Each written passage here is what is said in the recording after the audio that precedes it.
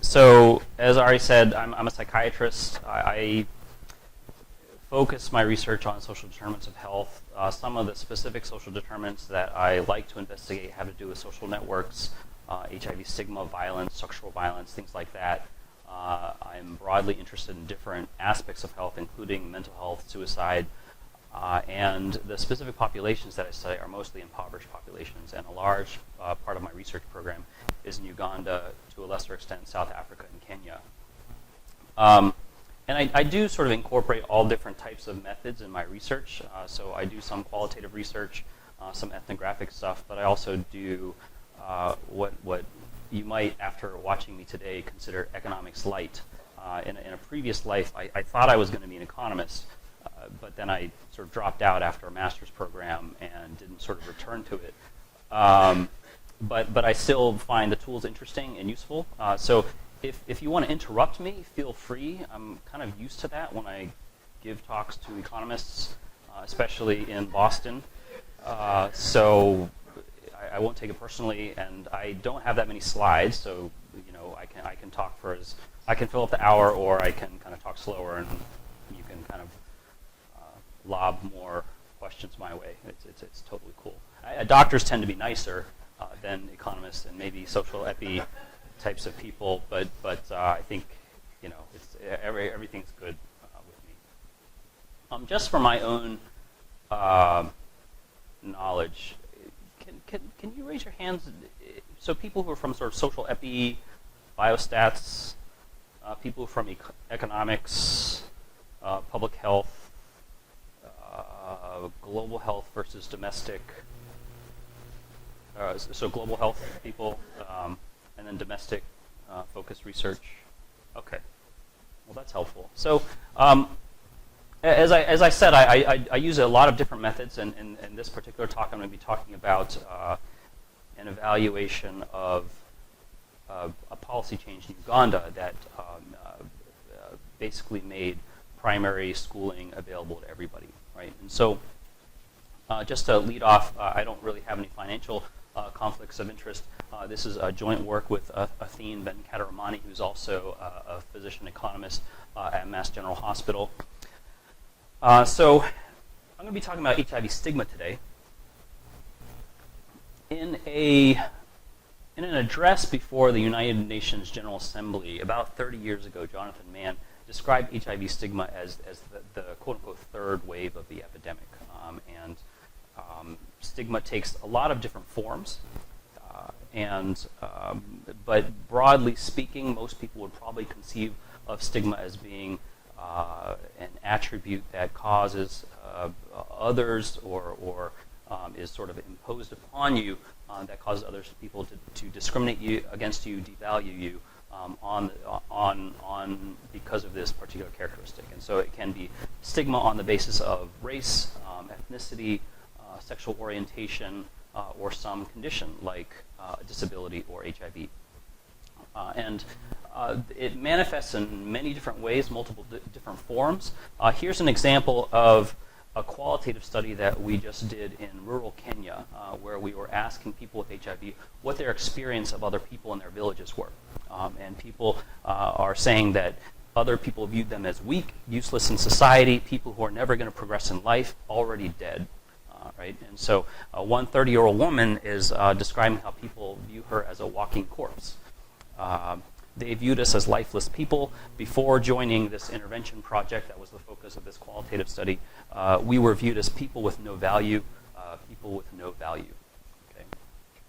And sometimes in such a poisonous atmosphere, if you are somebody with the sort of devalued attribute, you tend to internalize that. You actually come to believe these things yourself, and you may develop self-loathing, shame, depression. You may isolate yourself from sort of broader society. And here's another example of a woman with HIV saying that before I joined this program, I had a lot of shame. I even had difficulty in attending clinic as I was afraid of people seeing me. And when I came, I did not even want to greet the next person. So HIV stigma has a lot of different manifestations. And it's bad because, well, on its face, sort of from a human rights perspective, you might argue, well, it's bad for its own sake. But clinicians, public health professionals, we view stigma as bad because it has a lot of bad public health consequences. And so specifically for HIV, negative attitudes towards people society-wide reduces HIV testing, increases HIV transmission risk behaviors. And among people with HIV, it tends to compromise emotional well-being, also reduces treatment adherence, and reduces engagement in care. And since the big push now is treatment as prevention, lifelong treatment, suppressing the virus, and reducing secondary transmission risk to other people, it's pretty clear that stigma needs to be addressed in order to support treatment as prevention efforts more broadly, because people need to be on treatment lifelong. They need to suppress the virus lifelong and be retained in care for the rest of their life, basically. So, as an interventionist, what reduces stigma? And the answer is sort of not much. Right? So there was a recent systematic review published in the Journal of the International AIDS Society by Anne Stengel 2 years ago, and she reviewed 15 years worth of intervention research, found maybe a handful of randomized trials. They all had limitations. They were all short-term, and so there's just not that much out there. The largest such intervention was published last year by Tom Coates and his group at UCLA. It was the study HPTN 043. It was this massive study, involved 50,000 participants, 3 countries, 50 sites in these 3 countries, and it was basically a community-based voluntary counseling and testing strategy. So sort of massive mobilization in these villages, trying to get people to test and link people to treatment. And it did not decrease HIV incidence, which was the primary outcome. The p-value, I think, was like 0.08 or something. It did increase testing and case detection and things like that. And they also had stigma as a secondary outcome, and it was stone cold null. Right? So the odds ratio was 0.99. It was very precisely estimated. So this sort of massive trial where stigma was a secondary focus really didn't do anything to reduce stigma. And if you want to look at sort of the broader literature, and you want to go beyond HIV stigma, and you want to look into sociology, psychology, political science, and so forth, and look at sort of prejudice reduction in general. So prejudice against people of color, prejudice against sexual minorities, prejudice against religious minorities, and so forth. Betsy Levy-Pollack and Don Green published this systematic review in the Annual Review of Psychology a couple years ago, and they wrote that there are entire genres of prejudice reduction interventions, including diversity training, educational programs, sensitivity training in health and law enforcement professions, have never been evaluated with experimental methods. So there's a pretty sizable gap in this literature in terms of what works, and for a problem that has very important public health implications, I think it's dramatically under-researched.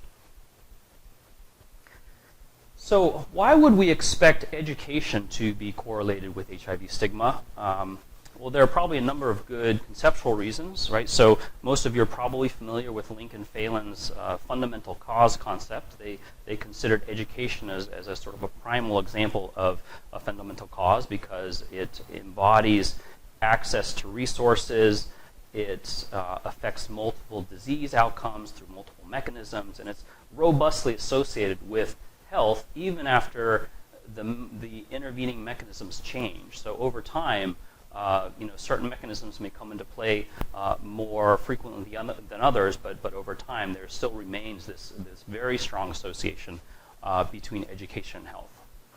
And so we actually do observe that empirically. I think Adriana Laris-Mooney and David Cutler have provided some of the more compelling estimates of the link between education and health. But if you go beyond economics and you sort of look into sociology, public health, epidemiology, and so forth, there's this massive literature on educational health. There was actually a special issue that one of our co-fellows at RWJ published in Social Science and Medicine a couple months ago, looking exactly at this issue, the link between education and health. And education is also robustly correlated with sort of political liberalism and tolerance, right? So tolerance of racial minorities, tolerance of sexual minorities, tolerance of religious minorities, and so forth.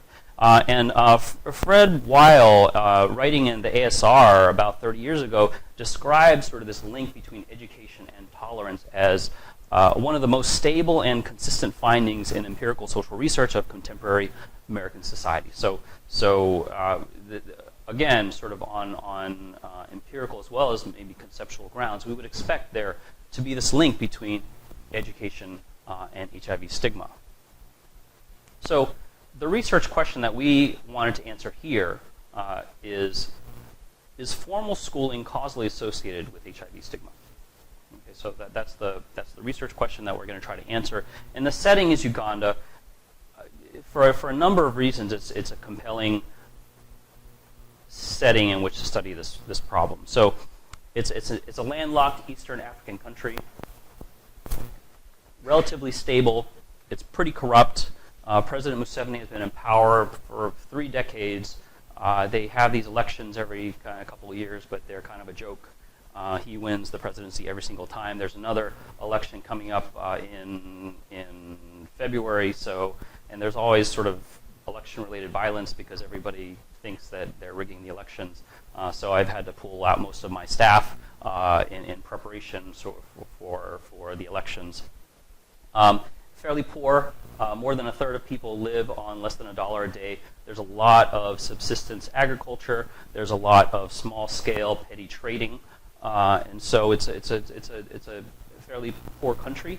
I didn't actually realize how poor it was until one time I hired an undergrad to work for me, and she's from Zimbabwe, and I actually had to talk to her parents because her mom had misgivings about sending her to Uganda. It's such a barbaric, poor, backwards country from their perspective as Zimbabweans, which was kind of surprising to me. In this setting, HIV is highly stigmatized.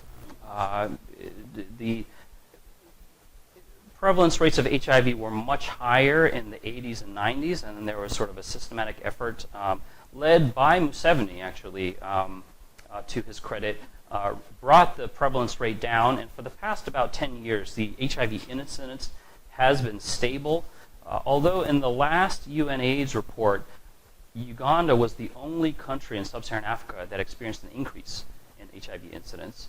There's a lot of sort of social upheaval going on right now. Many of you might have heard last year they criminalized same-sex sexual activity. A lot of people sort of draw cause and effect about that.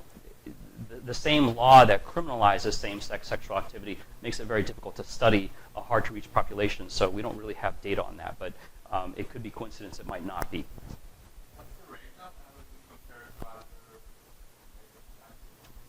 So in Uganda, the prevalence of HIV is about 7%.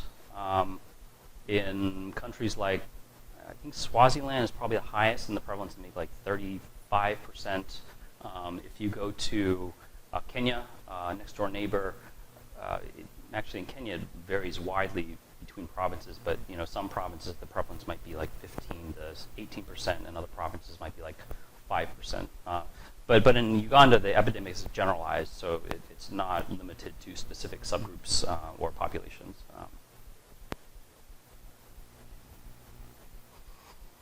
So the data that we use, that some of you might be familiar with, it's the demographic and health surveys for Uganda, which was conducted in 2011. We pool it with the AIDS indicator survey, also done in 2011. The AIS has a nearly identical design to the DHS, except it also has HIV testing data. They reduce the survey is smaller, but for our purposes, the questions that we want are in the AIS. And we pooled the data basically to ensure that we have a large enough population sample, and I can talk about it in a second. The DHS are basically these population-based surveys that are conducted in countries worldwide, and they basically try to ensure a nationally representative sample of men and women of reproductive age. The AIS, I think, goes from 15 years to maybe 59 years or something like that. But it's sort of that, it's that age range. So no kids and no sort of geriatric populations are represented in the survey. So in every DHS, they ask a uniform set of these 4 questions about stigma. The first question has more to do with this concept called anticipated stigma, which is what Bruce Link called expectations of rejection. So do you expect that other people will reject you if they found out about your status, whether, sort of a real or hypothetical scenario?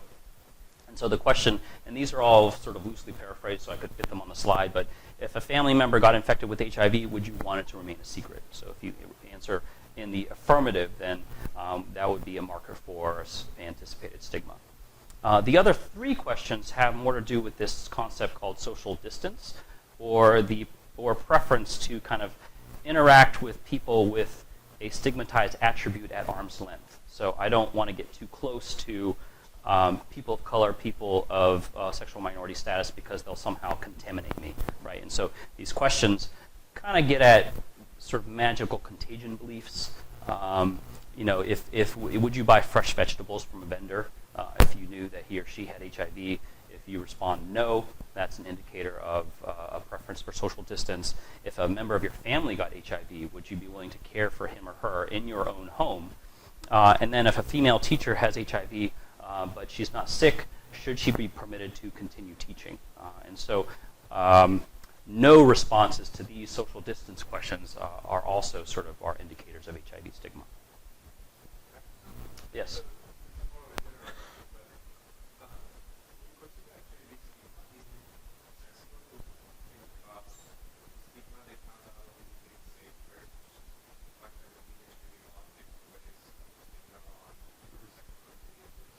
Yes. So,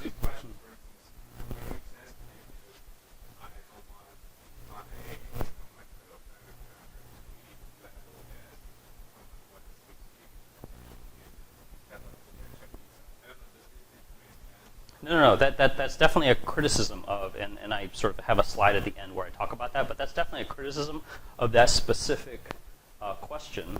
That you might want to keep it secret for other reasons, for example, and so it might not necessarily represent anticipated stigma. And there are also different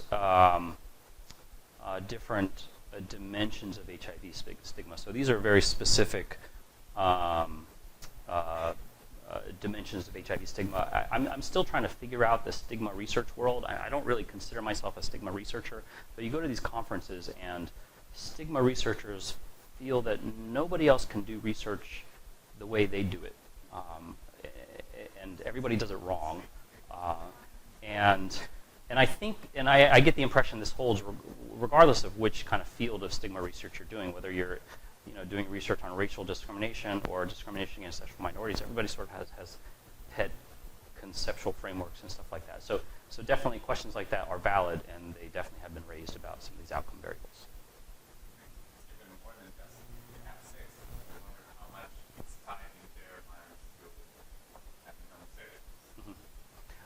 So different motivations for stigmatizing beliefs have been described. So one way that people in the field think about stigma is it's being driven by either instrumental or symbolic motivation. So that an instrumental motivation would be kind of social distance, right? I don't like people with HIV because if I touch them, I'm going to get HIV. So that's more of an instrumental concern. And a symbolic concern would be only men who have sex with men get HIV, and the fact that you have HIV means that you are now associated with this contaminated subgroup. So the instrumental symbolic distinction came out of some of the racial discrimination and busing literature from the 1960s, where they were trying to get at why people opposed school integration and integrated busing. And so I think there's this guy named Bobo, I forget his first name, but sort of described how the motivation for opposing integrated busing could have nothing to do with race-based motivation, but more sort of instrumental ends. And there's a whole literature that kind of came out of that I don't really understand. But yes, so like these are definitely not comprehensive, and sort of a comprehensive assessment of stigma would probably have to get out a lot more different motivations as well as different manifestations of stigma. That's a good question. The primary exposure in this study is years of schooling. Right? So we just want to know, if you have more education, are you more likely to be less stigmatizing? And in some ancillary analysis, we also look at whether the impacts are limited to the margin of primary school completion. And I'll talk a little bit more about the Ugandan educational system nomenclature in a second. So this is our general strategy. We're going to use linear probability models to basically estimate a conventional regression with stigma as the dependent variable and years of schooling as the exposure. Just fit a standard regression. We're going to control for age, sex, tribal affiliation, religion, wealth, things like that. And then we're going to compare that with an instrumental variables analysis, right? And so the occasion that permits us to do this was a universal primary education policy change that happened in 1997. And I'll tell you about that in a second. And for both analyses, we examine a very narrow bandwidth of ages, plus or minus 5 years, around the age threshold that would have caused you to be affected by the policy change, right? So Ugandans typically finish P7 at the age of 13. And so if you were younger than 13 years of age in 1997 at the time of the policy change, then there was an increased probability that you would finish primary school because all of a sudden primary school is free. If you were older than 13 years of age in 1997, then you didn't really benefit from this policy because you either had already gotten past primary school, or you might have just not gone to school, period. But so this is the bandwidth of ages that we're talking about, and this is going to be pretty important to interpreting our findings, as you'll see later.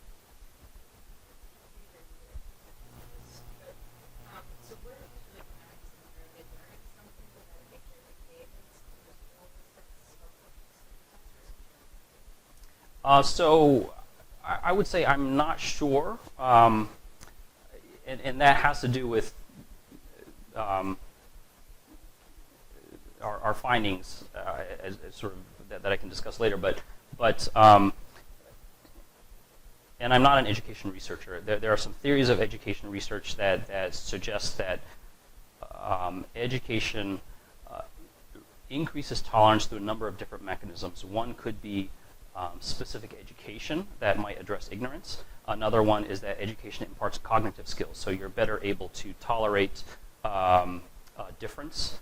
And then I think there was a third one. There's a famous paper that kind of described these mechanisms. I can't forget the third channel, but so it could be any number of those things. And I haven't seen the primary school curriculum, so I don't actually know if they actually learn stuff about HIV.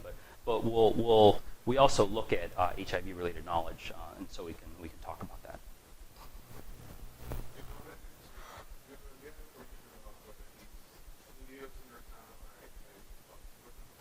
So we do and we don't. So in the DHS we don't, in the AIS we do, because the AIS did do anonymous HIV testing for everybody in the sample. People were not given feedback on their testing results. I don't know how they did that, and I've never been able to figure out how they do that, but they basically test them before the survey and kind of ship off the samples and use it for sort of population-based estimates of HIV status, but they don't actually tell people whether they're HIV positive or not. We have a population-based study in Uganda where we actually tell people if they test positive, and we probably could have done it if we just said, well, we're just going to collect the data and not tell you. But I don't. But a guide. I mean, it's a standard design. They test everybody through these surveys. I don't know how they do it.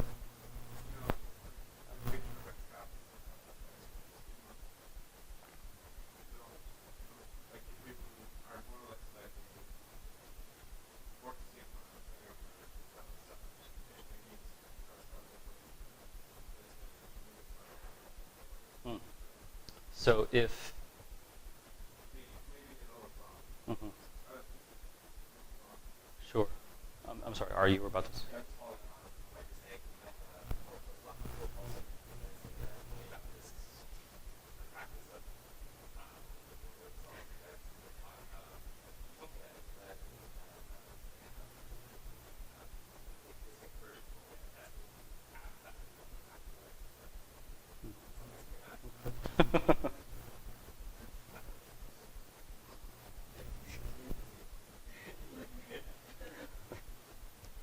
So the universal primary education policy change in Uganda basically eliminated the cost of primary school across the board. So any direct costs like tuition, any indirect costs like school uniforms and so forth, it just kind of eliminated them across the board and basically made primary education free.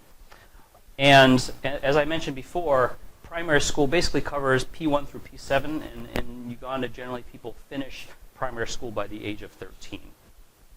And so the mechanism that we are sort of hypothesizing is that the policy change reduced the cost of schooling, increased the probability of primary school, additional primary school, as well as the probability of primary school completion, but only for those people who were below the age of 13 years at the time of the policy change in 1997. So people who were born after 1984.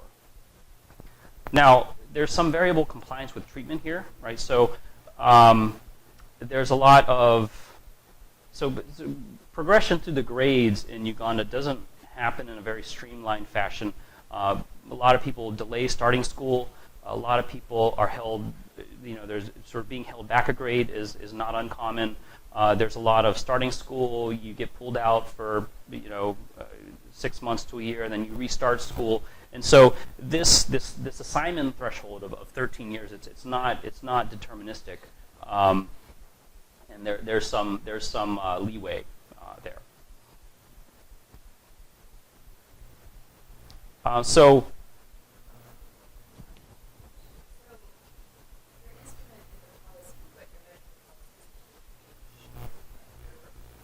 Yes, yeah. Mm-hmm.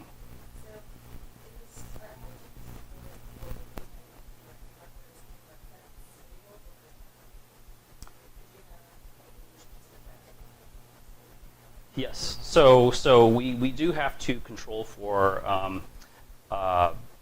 birth cohort trends on both sides of the assignment threshold, because you're exactly right that if there's some sort of age effect where older people are either more or less likely to stigmatize people with HIV, that could somehow cancel the education effect or push it in one direction or the other. I never really learned about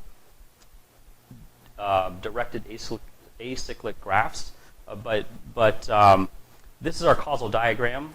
Some of you might think that this is not a DAG. I don't know if it is or not, but this is how we think of it.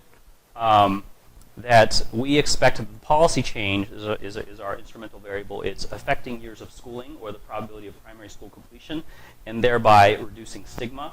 And so I would expect that the association between years of schooling and stigma is causal if conditional on these observed covariates and in the models, and we'll talk about them in a second.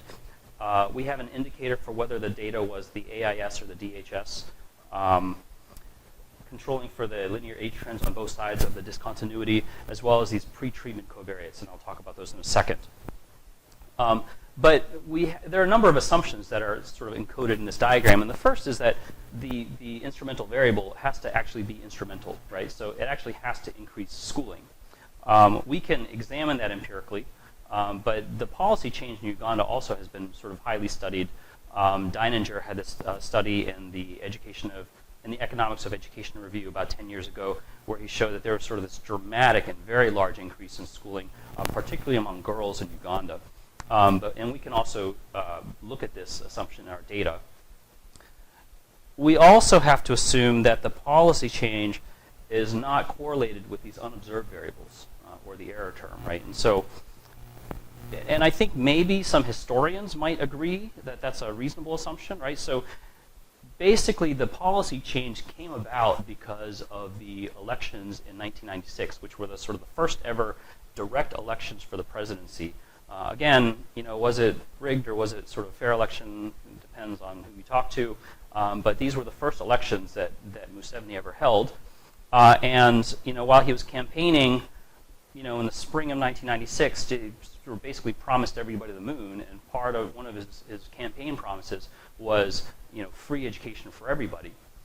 He gets elected, and then in December of 1996, he announces, okay, I'm going to make good on this promise.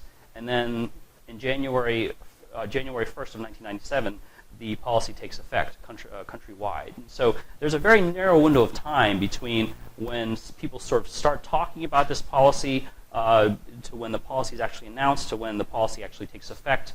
I don't know what governs sort of policy in Uganda. As far as I can tell, it's not responsive to local needs or conditions and things like that. But I would guess that it's uncorrelated with these observed factors.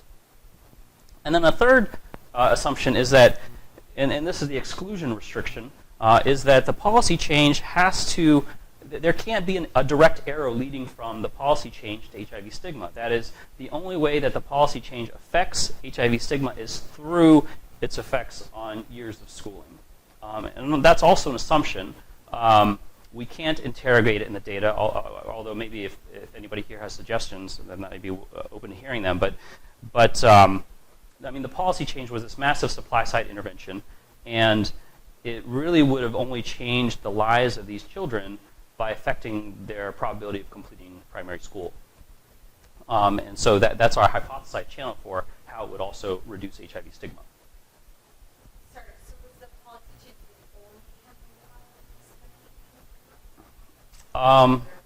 only I don't know, but probably not. He probably promised lots of things, maybe delivered a lot of things and didn't deliver some other things, but I don't know. But that would be important to find out.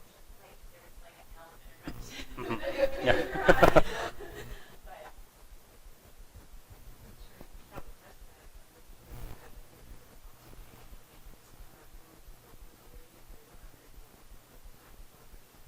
Oh yeah, like a placebo kind of intervention, sort of. Oh yeah, that's a good point. So, yes, that would be something, and we would expect to observe a null effect,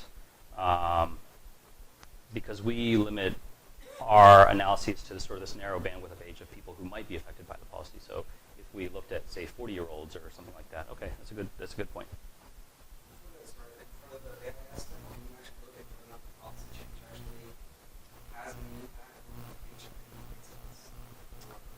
I'm just trying to think about other aspects of it. Yeah. Like, so it could be that, by staying in school, like extra fitness, whatever, you're also less likely to contract HIV if it has some sex with it. I don't know if I really consider that like a consequence of schooling itself, but another potential pathway in which the policy change could affect maybe HIV stigma. I mean, again, an instance that Yeah, I think, our sample size is not large enough to get at that.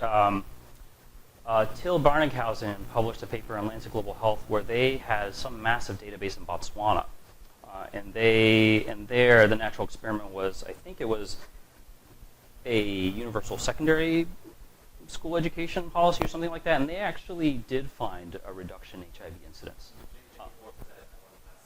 Okay, all right, so you got So if we could maybe pull some AIS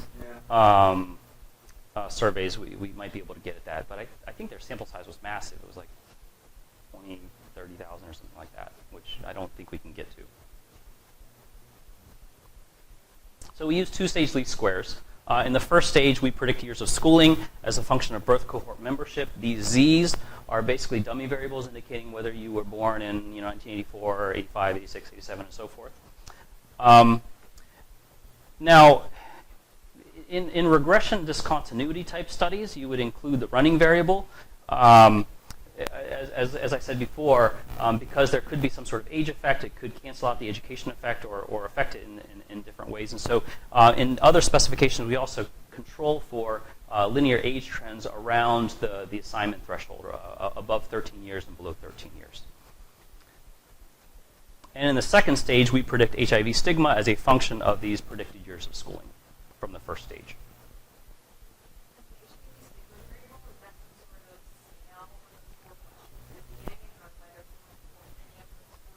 So we do it both ways. In the sort of the primary analysis, we basically look at 4 different variables separately, and then we also combine them in a sensitivity analysis. We do a couple robustness checks, including the one that I just mentioned. The first is we want to know if the education policy is doing what it should be doing. So we sort of look through the database to see if there are other outcomes that would maybe be more sensitive to a policy change. So we look at literacy and HIV-related knowledge, and we would hope that people exposed to more schooling would also have increased rates of literacy and increased rates of HIV-related knowledge. We use different specifications for the outcome. So the reason why we didn't present it in the primary analysis is because we tried to combine it into a single scale measuring social distance, but the Cronbach's alpha was like 0.5 or 0.6, so it didn't really hang together that great. But we tried to do it anyway. We also include some pre-treatment covariates, and I say pre-treatment because these are largely determined at birth, so sex, religion, tribal affiliation, and we would expect if the assumption of local random treatment assignment holds, we would expect our estimates not to be very sensitive to the inclusion of these pre-treatment covariates. As part of sort of this kind of sort of regression discontinuity type, I'm very hesitant to use that word because this is not an RD analysis, and we don't do all the crazy kind of David Lee optimal bandwidth selection stuff that you see in these RD papers. But we did try to look at progressively narrower bandwidths of age. So if you recall, we looked at a bandwidth of age of plus or 5 years around the assignment threshold. We narrow it to plus or minus 4 years, 3 years, and 2 years. So a canonical example of regression discontinuity design might be the decision to treat people with HIV based on their CD4 count, right? So in a lot of countries in sub-Saharan Africa, if you had a CD4 count that was above 200, then you were not treated. If you had a CD4 count below 200, you met the guidelines and you were treated, right? And so, I mean, the criteria is loosening up a bit. Different countries are now expanding treatment, but in Uganda, at least during this time frame, the threshold was 200. So if you walked into clinic and your CD4 count was 202, you were not treated. And if your CD4 count was 198, then you were treated. And so the concept or the intuition is that if you can compress the bandwidth down so that you're really only looking at plus or minus 1 point above and below the assignment threshold, then you can presume that any variation in the CD4 count above and below the threshold is governed by sort of random noise. And so that's what we try to do here with these progressively narrower bandwidths of age. Finally, you might think that the effect of education on stigma is limited to the margin of completing primary schooling or not. So we, instead of using years of schooling as the instrumented variable, we look at the probability of primary school completion as just a binary variable. And then finally, given Deininger's finding that there was this massive increase in schooling for girls, we also disaggregate the estimates by sex and rural urban. I'm going to start talking a little bit faster because we have a little bit of not that much time left, but again, still free to interrupt. So in terms of our summary stats, our sample size is 7,000. So these are 7,000 people in the 1979 through 1989 birth cohorts. So they were aged 8 to 18 at the time of the policy change, or they're aged 22 to 32 at the time of the survey in 2011. And you can see that HIV remains highly stigmatized in Uganda as of 2011. So 5% of people would not care for a family member if, in their own home, if a family member became infected with HIV. About a fifth wouldn't purchase vegetables from a vendor. About a fifth also wouldn't let an HIV-positive teacher to continue teaching. And then more than half would want to keep HIV in the family a secret. And then just in terms of high school completion rates, it's about half that of the U.S., right? So The mean probability of primary school completion is about 30% in the sample. 10% is completion of secondary school, and that's basically high school graduation, right? So 40% high school graduation rates. In the U.S., it's about 80%. I don't know what it is in Canada, but just to give you some context. So these are our linear probability models. Each row in this table represents a separate regression model, and all I'm doing is reporting the coefficient on years of schooling. And you can see that the t-statistics are all pretty large. So these findings would suggest that there is a statistically significant association between years of schooling and these different HIV stigma indicators. And it's negative, right? So as schooling goes up, then stigma goes down. In terms of the magnitudes of these coefficients, for the 3 social distance indicators, each year of schooling represents, when you compare it to the sample probabilities, it's about a 10% relative reduction in stigma per year of education. So at least according to the LPM models, you would expect highly significant and very large kind of magnitude results. The magnitude of the anticipated stigma association, it's more marginal. If you compare it to the sample mean, it's maybe like 1%. So it's statistically significant, but probably negligible in magnitude. So just to preview our first stage results, this is a bin scatter plot showing the number of years of schooling completed according to age at the implementation of the Universal Primary Education Policy. A line is drawn at the year that the policy was implemented, and you can see a discontinuity.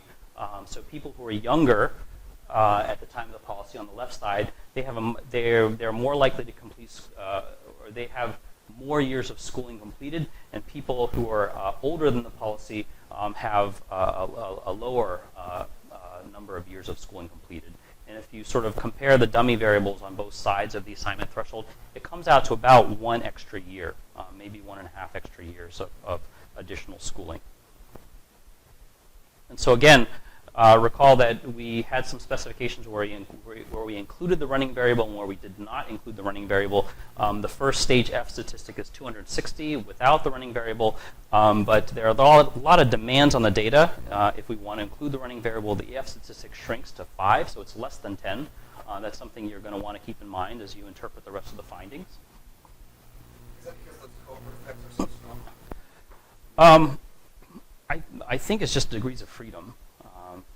But it could also be strong cohort effects because age is related. Yeah, age. You're right, you have a separation, but the slope is very steep. Yeah. On either side. Yes. Now, this is a sort of preview of our second stage findings. Again, these are bin scatter plots, and we see no discontinuity in any of the HIV stigma outcomes. Right? It's just sort of a stone cold straight line across the. I forget. Oh, on the y-axis is the difference. So this one's unwilling to care for a relative. This is teacher should not work. This is unwilling to purchase from an HIV-positive vendor, and this is HIV in the family should be kept a secret. We also look at the pre-treatment covariates, and we also see no discontinuities in the pre-treatment covariates. So gender, religion, and tribal affiliation. We also do. I should have put this slide in here, but we did a kernel density plot looking at age across cohorts to see if we could see bunching and maybe manipulation, people sort of lying about the age of their children so they could sort of slip in under the threshold. We didn't find any evidence of that either. These are the IV estimates, and this table is without the running variable. The next table shows the results with including the running variable. The first thing that you'll see is that the T statistics are not large. The second thing that you'll notice is that 3 of the estimates are positive, right, suggesting that more schooling actually increases stigma. But the magnitudes of these coefficients are actually also not very large. And the one estimate that is statistically significant, the anticipated stigma, suggests that there's an increase in anticipated stigma with increased schooling, which is a paradoxical finding. When we include the running variable, there's less precision. The magnitudes of the coefficients actually increase slightly, but again, nothing's really statistically significant. So we don't conclude that there is a statistically significant causal effect of education on the HIV stigma outcomes. So just to summarize the IV results, 6 of 8 of the coefficients were paradoxically positive, but small in magnitude. The lower confidence limits of the estimates exclude large effect sizes. So even if your prior was such that you believed that education would reduce stigma, then on the basis of our estimates, we can't even get to large effect sizes. At best, if you're looking at sort of the 95% confidence limit, we're looking at small effect sizes on stigma. There's some possibility of weak instrument bias. As you saw, whenever we include the running variable, the F statistic shrinks from 260 to 5. So there's some possibility for weak instrument bias. But as I said before, the magnitude of the estimates actually increased slightly. So I think it's unlikely that a weak instrument bias would lead us to falsely exclude large negative effect sizes, but I see Sonia shaking her head.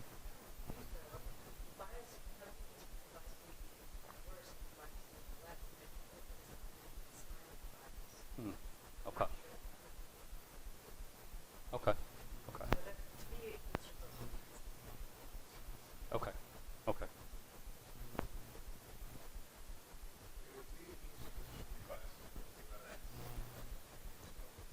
Yes. Well,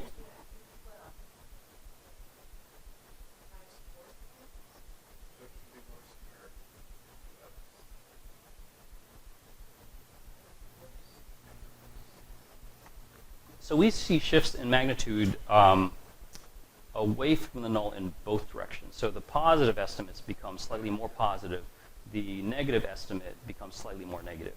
I don't know what to make of that.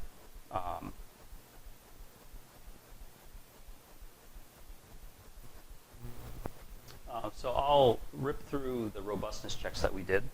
As I said before, we would expect education to improve stuff that we expect education to improve. So even if we have a null finding on HIV stigma, if we see action on other variables, then we might be sort of more, we might believe that the educational system is doing what it should be. So here we use a literacy variable in the DHS, as well as they asked this set of, I think it's either 6 or 8 questions about HIV. You know, can you get it when you're bitten by a mosquito? Can you get HIV by sharing utensils with somebody else? And we basically tally up the number of correct HIV-related knowledge results. And so we find that additional schooling actually improves literacy, which is good, and additional schooling improves HIV-related knowledge, which is also good. HIV-related knowledge, does it include how we have to? Yes. How do people actually practice? Yeah. So yeah. So. Right, but Oh.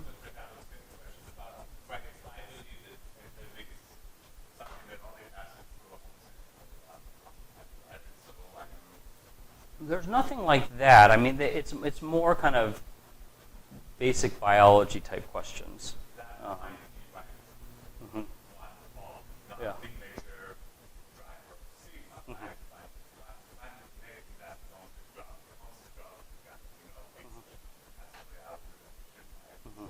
Yeah. Legally, I'm not even before legal, right?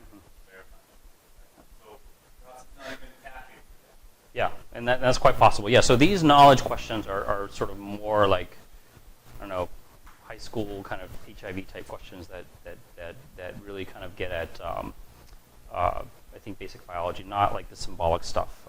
I don't even know if the IRB probably wouldn't have approved it if they had. You can't ask any questions about homosexuality, about abortion. That just will not get past an IRB in Uganda. So we also do the social distance index, where we sort of we tally up the total number of social distance indicators out of 3. We compute it 2 different ways. It doesn't really change things. We include the pre-treatment covariates, like I mentioned. We would expect it if the assumption of local random assignment holds. We would expect the estimates to be insensitive to the inclusion of these pre-treatment covariates, and indeed we find that's the case. And then, like I mentioned, we sort of look at different bandwidths. So we look at a 10-year bandwidth, 8, 6, and 4. I just threw up the 6-year bandwidth results, and the results aren't really sensitive to the inclusion of the bandwidth. Because the sample size gets smaller, the narrower the bandwidth, the Z statistics do get a little smaller. We look at just the margin of primary education, so we look at the probability of primary school completion as the instrumented variable. And again, you see a discontinuity at the age of 13.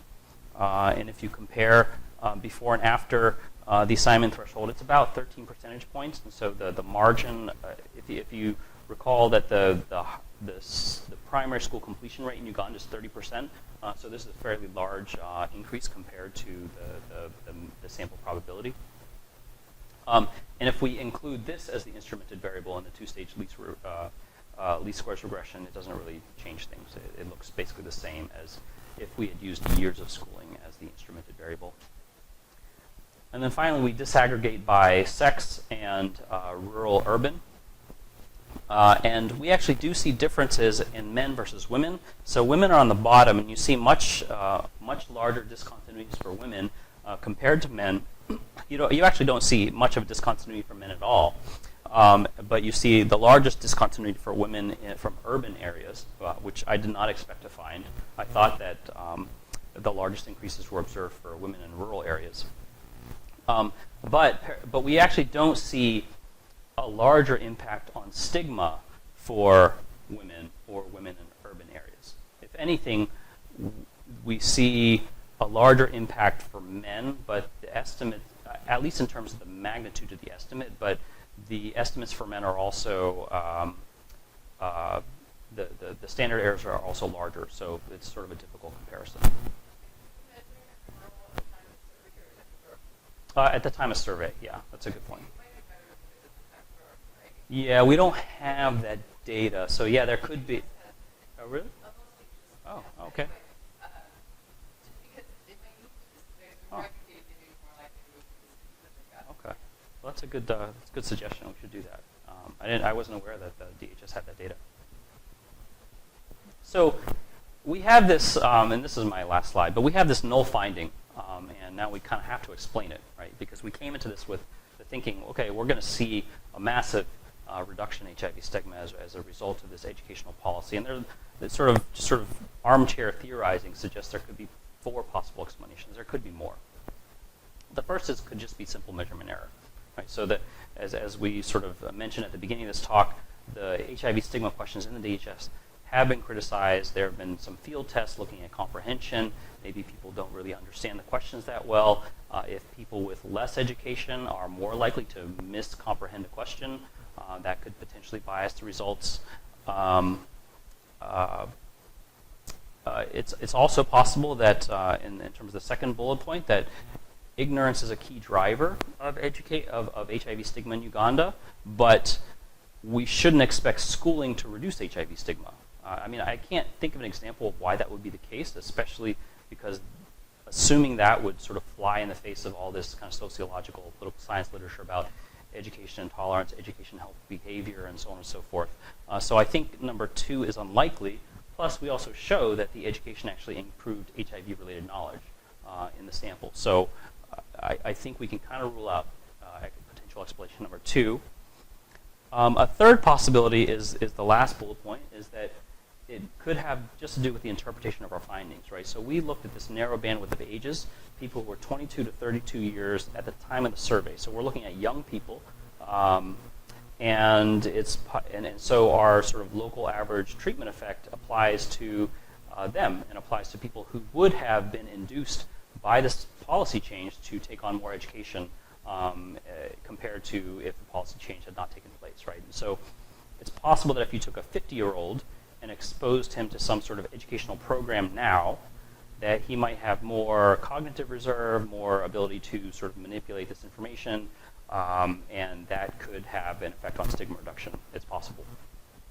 And so we can't generalize beyond sort of this young adult age group and beyond sort of this narrow window of policy change.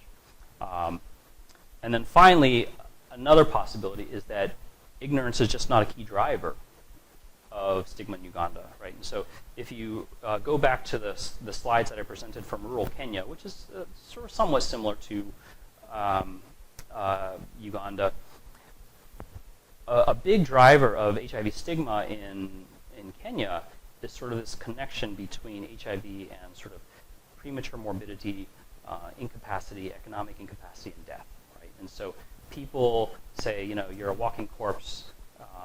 In a lot of sort of settings of generalized poverty, being able to contribute to these networks of mutual aid is very important. And if you have HIV, then people sort of perceive that you're at death's door and therefore unworthy of social investment. Now, HIV treatment should have changed that. But at least in this study from rural Kenya that I showed you earlier, these people had all been on treatment for 3 to 5 years. Their virus was suppressed. They had gained weight. Their CD4 counts came back up. So there's no reason to expect that people would still perceive them to be at death's door, but people still did. That could also possibly be an explanation that ignorance is just not a driver. Yes? I think when we think of an adverse condition, here at that, looking at education system itself. I mean, you could propose, for example, that, you know, education should be negatively correlated to economics, right? Unless the education system itself is very economic, right? And so I wonder about what kind of education they're actually giving, right? Specifically about issues like family values, right? So that's some of the things that actually might be connected with this. Well, in particular, do you find this product that increases people wanting to keep it secret? So education is, you know, instilling values of privacy and you know, linking inward towards your family unless you know, stick out and all these other things that may be happening. It could be that. That's a good point. I do want to say we are over time, so anybody can use the feel free to get a link, but it seems like there are a lot of more questions. Well. So just quietly go. Thanks for coming.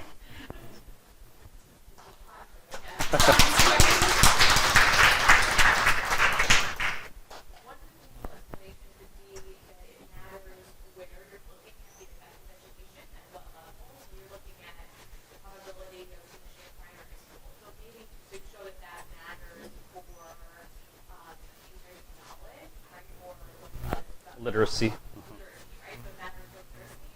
But it could be that stigma is a more complex idea and that you actually won't see the effect of education until you get to higher levels of education and you get to higher level thought about social distance. And so maybe you would see that once you're looking at the effect of higher level education. That's a good point. And so, yeah, so if we had like a natural experiment, kind of like in Botswana, where they made secondary education free, we could potentially kind of look at that and maybe the effect of additional years of education is somehow nonlinear and sort of restricted to the margin of secondary education rather than primary. That's a good point. You are generously taking my questions. I mean, the other thing is Uganda, right? And like, I love all findings. I think it's really important to share and publish. At the same time, I do think it's really important to remember this is Uganda, right? 70 is probably one of the most conservative, you know, history. Like, it was a miracle that HIV fell, but why? Because it was very moralistic, right? It was the ABCs, especially, it wasn't even condom use, community playing that part. They really believed in the abstinence and be faithful part, and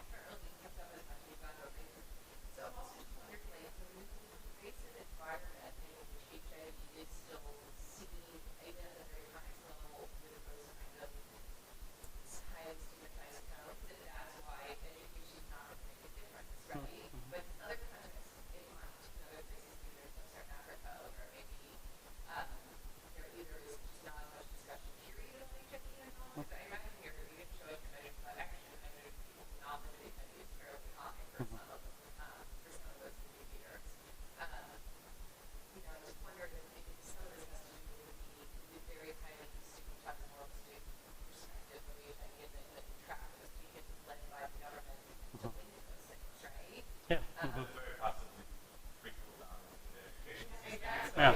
Yeah. Well, and I know that he opposed any kind of family life education program because he did not want to decide that as well. You know, everyone was like, we need it. And he very much opposed that. And he didn't change, but, you know, that he's always been really criticized for not, you know, so. Yeah. So yeah. I mean, that's definitely a good point. That like you know, sort of the educational system itself may not be instilling the content that you would hope it would be instilling, at least with respect to this particular outcome. Messages from outside the educational system about, you know, engagement, simple activities, right? And behavior. This is what happens when this is the opposite of But that's why I like to see that type of explanations rather than stuff like talking about measurement and error. Right? So that's why we tend to self do what we don't we expect, right? So like, oh, maybe I didn't measure it. But it's like your little thing to you, right? It has to do with we the figure of the education system. It'd be interesting if we could look at these same numbers. Was it Rwanda that the other institutions saw here about? So they have an education reform that is natural. But maybe you can get stigma there and see, you know, if we do get any different context, then, you know, some maybe there's no regular or some principles that used to be fairly easily replicable. Sure. There's actually a lot of DHS also actually collecting HIV measures. So, you know, principles you can use this across all countries of sub-Saharan Africa and see the context of the country. Yeah. Lots and lots of Yeah. countries. How we need it, like, yeah. You got your options. Yeah. But it's really, really interesting. Yeah. Thanks for coming.